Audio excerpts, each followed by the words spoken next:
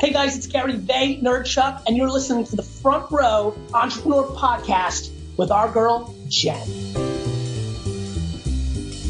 This episode of the Front Row Entrepreneur Podcast is brought to you by Front Row VIP, a private membership community where members enjoy the latest, greatest, and most practical tips and strategies for building an online business and growing an online audience of raving fans. This unique membership site includes live coaching calls, a library of fresh step-by-step trainings, and a community so smart and so supportive, you'll wonder how you've gotten this far without them. At the time of this recording, membership is open. Go to frontrowvip.com to learn more.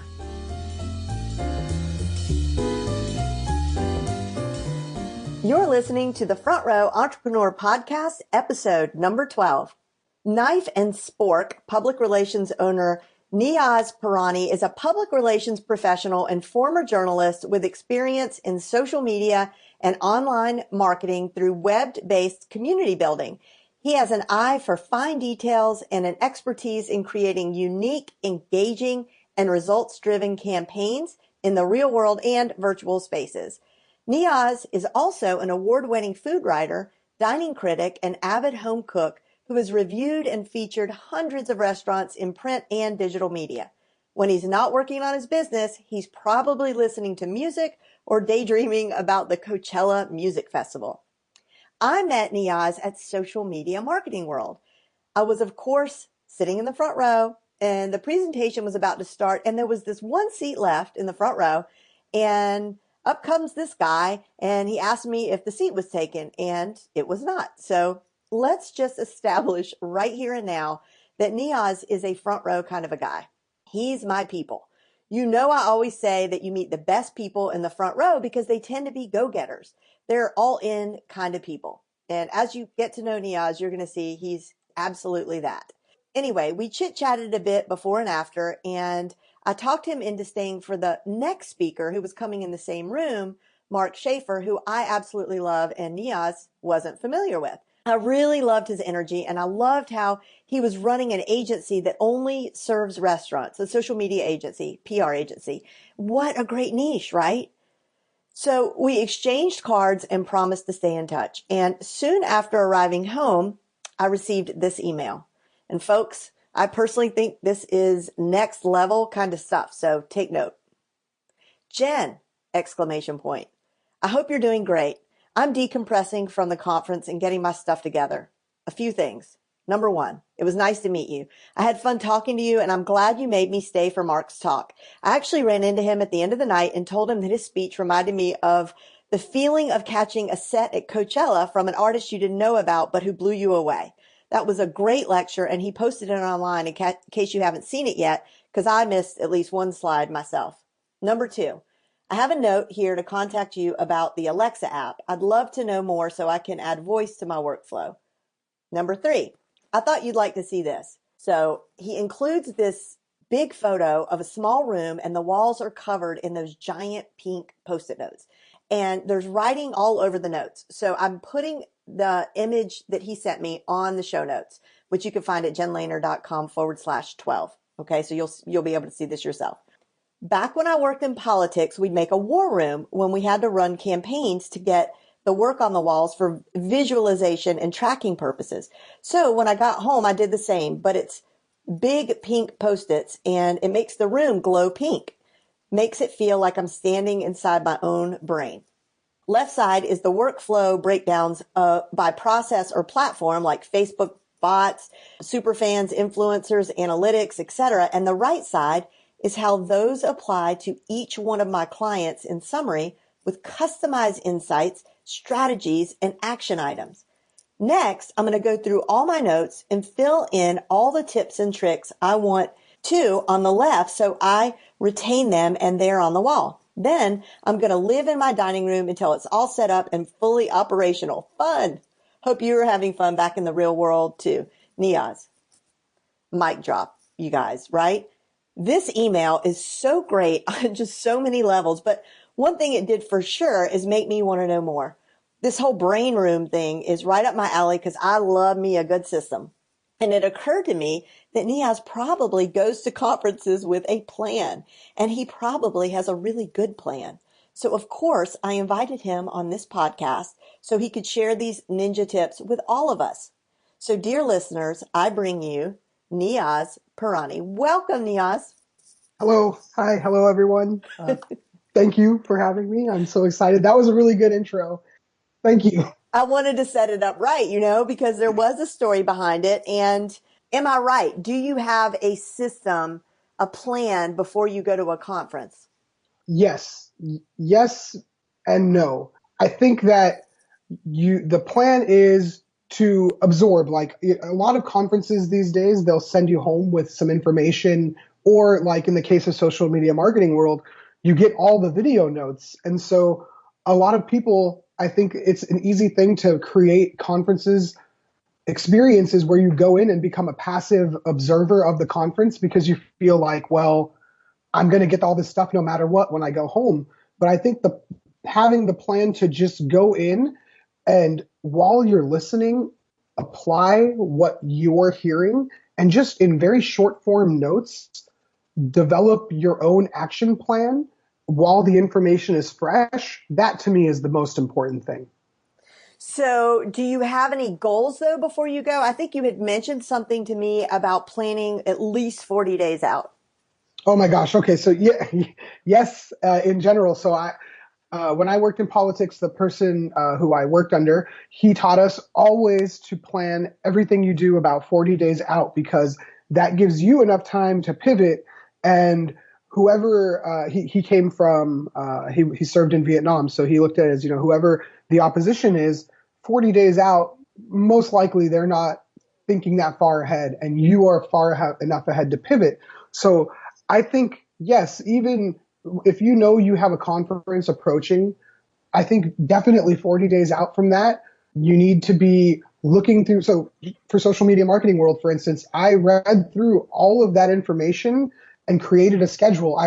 I know we talked about Coachella 100 times already, but I started calling it Workchella because I literally, so I know I'm ridiculous, but I took my schedule of the people that I wanted to see and I started crossing them off my list and making the schedule. So I knew before I went in exactly where I needed to be at exactly what time.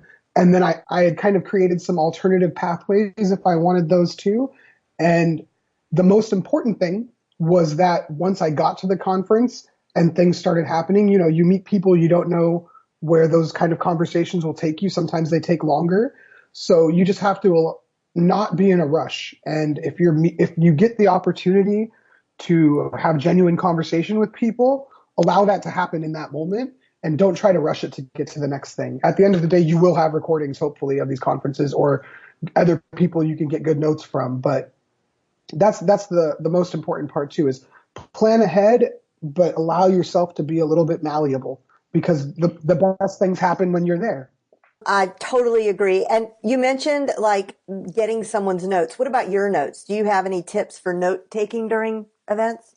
100%. So my entire background is journalism. So when you are a journalist, you are constantly taking short form versions of notes. So I would say the first thing is get comfortable with some kind of a pattern of short form for you that you can then go back to later. Because it's one thing to write down a bunch of notes that are like, missing vowels or for speed or whatever. But if you go back later and it's incomprehensible to you, then there was no point. So what I did in this case, for cell phones make the entire difference. Like I started as a journalist in 2005, and I think I had like a Nokia phone at the time. So like iPhones really are those future computer phones that we saw back in the day that we have all of this technology. So I use my notes function, and in my notes function, I do three things.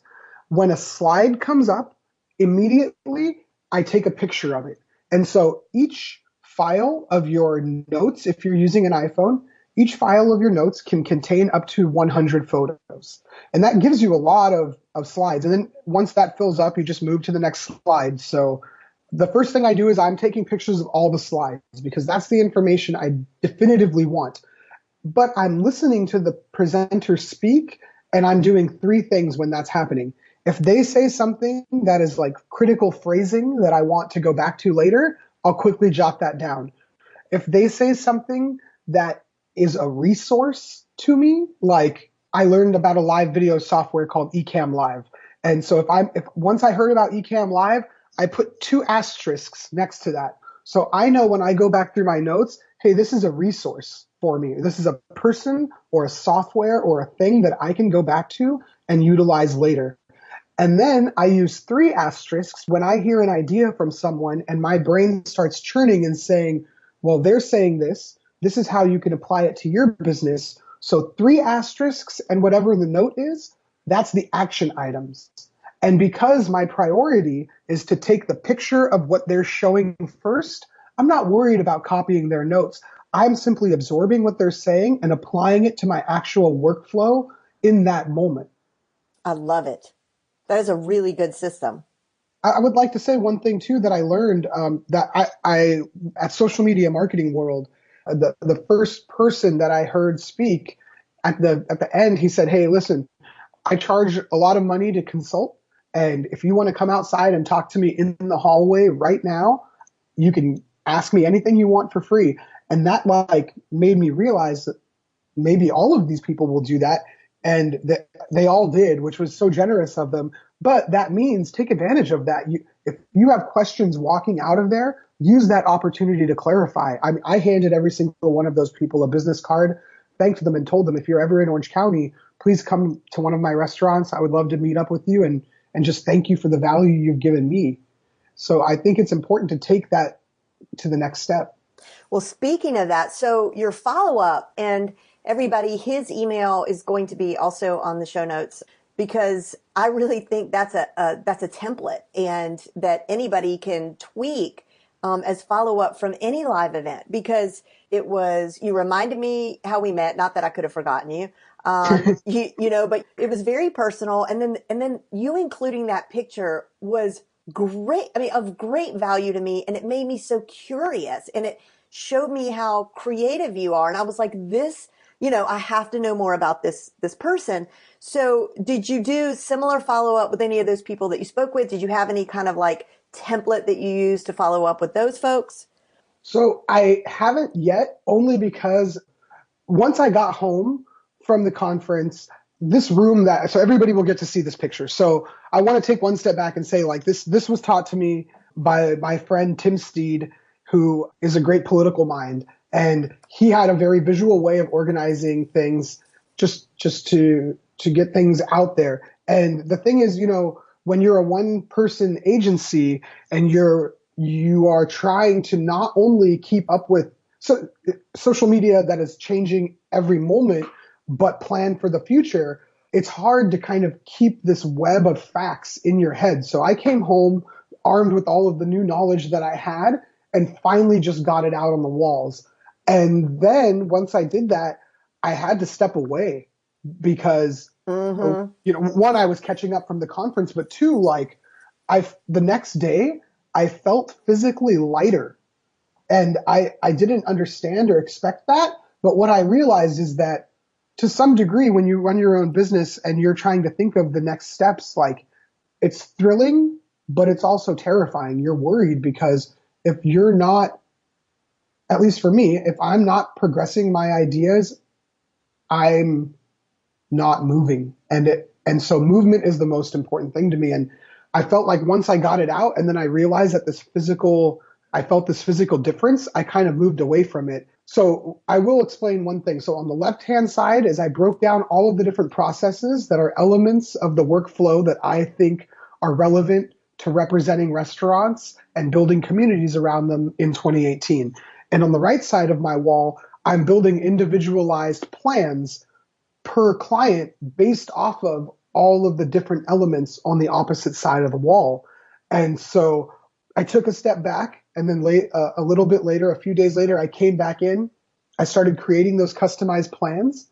And the next step is going to be to go through all of my notes and put all of those little secret sauce items that I learned at the conference to work. And that's going to be the next evolution of that, is the fine tuning. And then from there, I'm going to take my notes and I'm going to, so you're the only person I followed up with from the conference right away, just because I was so energized when I talked to you. Yay. But, and then, like, I kind of did this, and then unfortunately there's some weird sinus cold going around in Southern California. So I got that, and I laid low. But the next step, I'm going to take all of my notes, kind of simplify the things and take out the things that are just pertinent to me, and just share my notes with all of the people whose business cards I collected, and thank them for taking the time to meet with me or speak with me, and just say, here's what I did. Here's notes if you would like them. Oh my gosh. That is gold. Like, if somebody sent me their notes from the conference, I mean, and especially because you're an excellent communicator and you have the gift from journalism, the talent from your years as a journalist to put things together like that in a way that, that gives you an edge that other people might not be able to do it as beautifully. That is a great idea. Wow.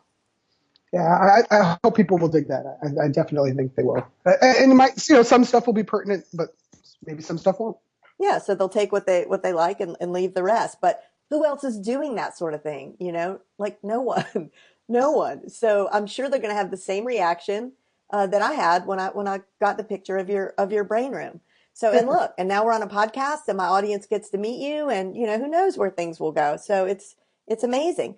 So sometimes things don't always go great though. And you had mentioned something to me about failing upwards. Tell us about that. Yeah, so I started my career. I graduated when I was 22, and then I had like a weekend off, and then I started as a journalist on a Monday, and that was my career. And I've done three things. I was a journalist, I did politics, and now I have my PR firm. And there were a lot of times, like, journalism is a hard industry. I think anybody who knows what's going on in the journalism industry, they see that the news industry is being decimated by a model that hasn't yet caught up to the changes and acceleration of the digital information age. And so being a journalist, there were a lot of times where I wanted to get out of that. And I applied for other jobs, and they didn't come through. And then there was a time where I did. I got to work in politics for 4.5 years, and it was an amazing time as well. And then I realized that there was an opportunity there for me to take the things that I had learned in all of those other instances and put them forward in a different way.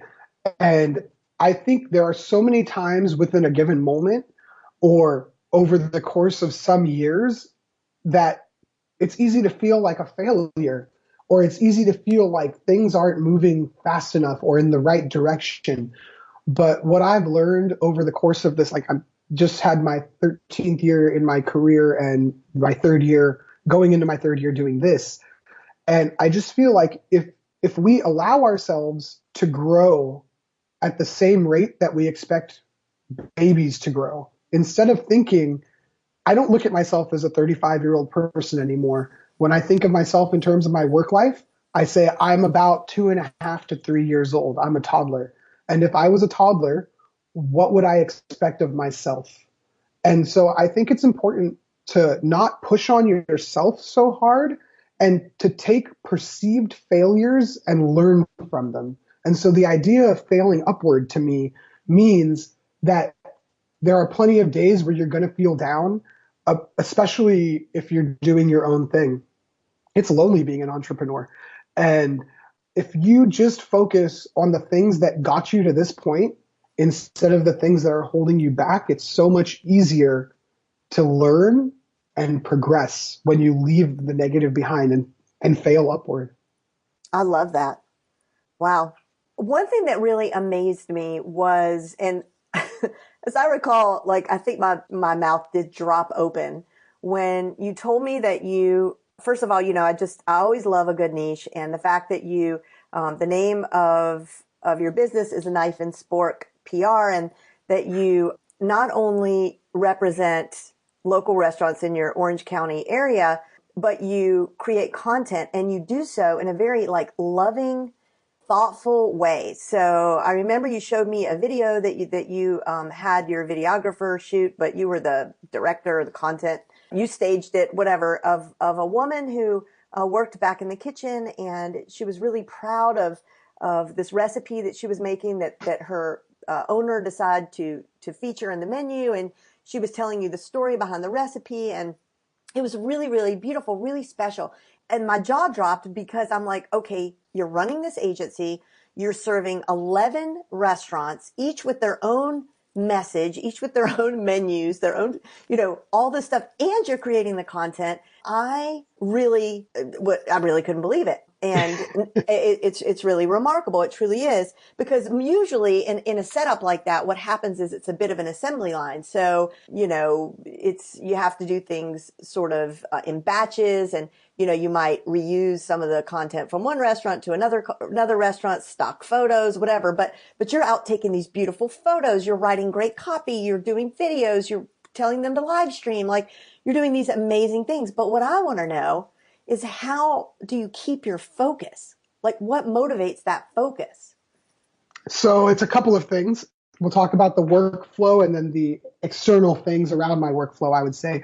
The focus comes from planning. And the thing is, as you were telling me all of the things that I accomplish in my daily work, I think the benefit of being a journalist was that every single day I had to turn in content that had to be finalized, because the very next day there was no option to have a second draft, because the very next day it needs to be in the newspaper.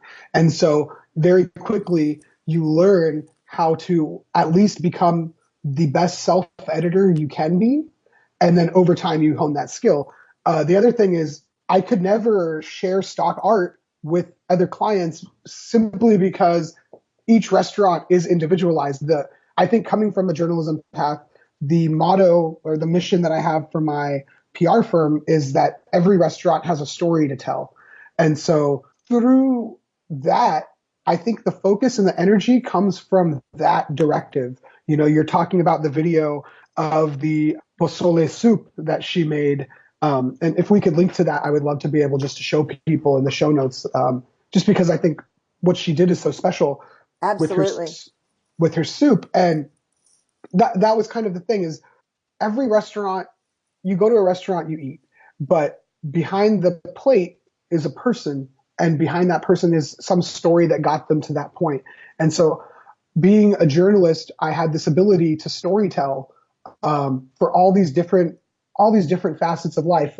I wrote a story once about a woman who got a permit from the city that said she had to give up her mini horse because her neighbor saw her walking a mini horse in their neighborhood like it was a dog.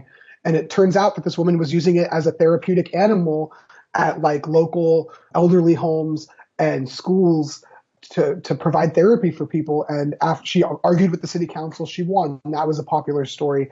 Or I had to write a story about a woman whose dad was murdered in his own house, but it turned out that he had committed some crimes himself that made the reader, and it was written in such a way that the reader kind of had this very violent reaction to the writing. And so through those elements of storytelling, then my next job, I worked doing politics and working with working people.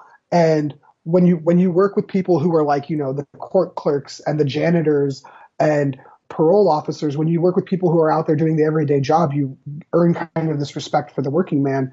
So I looked at that and said, well, how do we apply all of these elements? Like I said, just as you can fail upward by taking your past experiences, also look at all the things that you've done in your past lives. Those are the things that will make your current thing unique.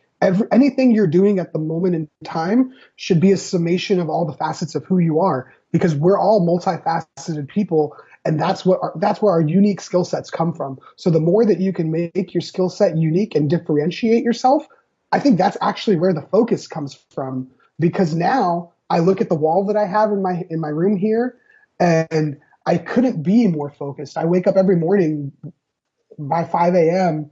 and I'm working on stuff, and I go to bed probably between 9 and 11, but I'm working pretty late too, and I don't get tired of it, because I think the focus comes from the work itself. When you can, it's like the most Gary Vaynerchuk thing to say, but once it's true, right? But once you figure out exactly the thing that drives you, that's exactly it. There's a quote on my website that's from my uncle, and he used to say this all the time when we would drive back and forth from Northern California to Southern California.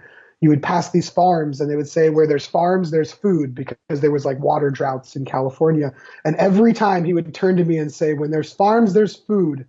When there's food, there's Niyaz. Every time. And I actually put it on my website because I kind of look back, and even when I was a little kid, that's what I was the most interested in, was that. And the other thing is I derive my focus from music. There's two artists in particular. People are going to probably not like me for saying this, but Kanye West, Elon Musk also said he was his most influential musician, though, so at least I'm in good company there. Kanye West, I just get a lot of mental energy and a lot of power from, because he pushes himself very creatively to do things in ways that people don't. The last time I saw one of his concerts, this guy had a floating stage, and he was literally hovering above us the entire show. Like, what other artists are trying to do things like that? And I get a lot of creativity from him and the Talking Heads. The Talking Heads were a band in the 80s. I'm probably explaining this to people who are older than me and I sound dumb about it, but I was born right about the time their best albums were coming out. Back in the mid 80s, they were kind of, or in the early 80s, they were this super group of all these different amazing musicians from different influences and different amazing bands. And the album in particular, Remain in Light, I've listened to this album probably 100 times in the last month, just because it kind of locks my brain into a mode of focus. The last thing I'll say about that is Jen and I were talking. There's a guy that I heard about on the Joe Rogan podcast, David Goggins, and he is a Navy SEAL who set the world record for the most pull-ups done in 24 hours. And he did something like 4,300 pull-ups in sets of 10. And there's two things about that. They say, like, how do you eat an elephant? One bite at a time. So 10 sets over the course of time, he accomplished a world record. And that's what I think my wall is. Those little pieces, those are all the bites. This whole thing is the entirety. And the other thing he did is he listened to the same song the whole time, the Rocky theme song. That's all he listened to for 24 hours. And so whatever it is it might not be music for you, but whatever ways you can incorporate your own personal focus and your own personal facets into your workflow, you will only be the better for it. What about this Coachella thing? And like, what is it with Coachella? Like, I want to know more about this Coachella thing, because I see references to it on your beautiful Instagram. I have to say your Instagram is beautiful, which doesn't surprise me because you're a creative type of person. But yeah, tell me more about this Coachella thing. Okay, so a couple of things about the Coachella Festival. It's a festival out in the middle of the desert in California. I started attending it when I was a music writer for the Orange County Register, and then I've continued to go. So since 2005, I've missed 2 years of it, and I think this one coming up will be my 13th year. And this is like the way the world works. David Byrne, the lead singer of the Talking Heads, hasn't really had a major tour of scope for like 30 years since the albums I've been listening to, and he's playing Coachella this year. You're dying. So, you can't even sleep. You say that, and it's not even a joke. It's the only thing I'm thinking about. I'm ready to go. I'm also an admin on Reddit, there's a Coachella page, and then on Facebook there's a group that is Reddit Coachella, and I'm like one of 12 admins in a group of 24,000 people, and we just talk about Coachella all year. And so music really drives me. It's kind of the thing I'm most interested in, other than food. And then all of the work stuff comes from, it's the work part of my fun life, if that makes sense. That's actually where the knife and spork comes from, because like fancy restaurants are knife and fork restaurants, but I picked knife and spork because I felt like it was equally fancy and fun. And so with the Coachella thing, it started as like, there's just this really awesome concert in the desert that continually books all these great bands. But over the course of time, I've seen Prince play there. The first time I saw Paul McCartney play was like on the anniversary of his wife's passing. And he was so emotional. And I heard all the Beatles songs I grew up listening to. And Jen, you know this, but like I have a bunch of Beatles paintings in my house. So the Beatles are very influential to me. Paul McCartney was incredible. Last year, Lady Gaga, actually, I I had never really listened to her music, but she was one of the most genuine people that I've ever seen perform, and it really got to me. Just that place is magical. The moment the sun sets, it's just a different thing. If you've never seen what the Coachella Festival looks like, for anybody who's listening, just Google like Coachella Festival sunset, and you'll really understand that. And the thing I think that another thing that makes it the most special to me is I'd always kind of wanted to get my dad out there, but as the music has evolved, the lineups have gotten younger and younger, and so he wouldn't have interest in that. But 2 years ago, they had a festival called the Desert Trip, and it was Rolling Stones and Bob Dylan on the first night, Paul McCartney and Neil Young on the second night, and Roger Waters and The Who on the third night. Wow. And we got to go out there, and so I got to spend that time with my dad. Like, I tell my wife that when I die, I'd like to be cremated and have my ashes spread. I told her at first she could have 10% because it was gonna be 10 parts. It was all 8 stages, the Ferris wheel, and the merchandise booth, because you have to see the new T-shirts every year. But she was very upset by that. So I've told her she can have half. I don't even know why she want any of them. I mean, but she could have half totally, and then let the other 50% get spread. So I've told enough of my best friends, and I hope they think I'm serious enough that they will actually do this for me, because I wouldn't want to be anywhere else. Well, that really just is a testament to your love for Coachella, for sure. Is she as into it? No, she isn't actually. For her, it's like, oh, here's this concert thing that is kind of pricey that you want to do every year. Gah. Like, the thing is, I probably need to travel a little more outside of the world with her, but I've been focused for so long, for 13 years on my career, and this is kind of the one thing that allows me to go another year. Getting out there for 3 days really does, like. Do you camp? Is it like Burning Man where people camp out? Yes, it is like Burning Man where people camp out, but I have never once camped, and for 2 reasons. At the end of the night, I want 2 things: a hot shower and chicken soft tacos from Del Taco. And if I can't get either of those 2 things, I can't camp. And also, like, I like to take like 2 showers a day, which is like pretty bad probably, but I don't want to be gross and dirty at night, and I would definitely not be able to camp. Okay, yeah, well, that makes sense to me. It's really dusty out there. It's really gross. Yeah, it's fine. Like, sounds totally reasonable. Thanks so much for hanging out with us today. If you aren't already a member of my free online classroom, The Front Row, head over to frontrowclassroom.com and join today. And I try not to bug you with this on every episode, but it would mean the world to me if you would leave me a review over on iTunes. See you next time. So I do want to thank a handful of people at Social Media Marketing World who made the experience really incredible for me. And I'm just going to name them off real quick. Those people are Brendan Harvey.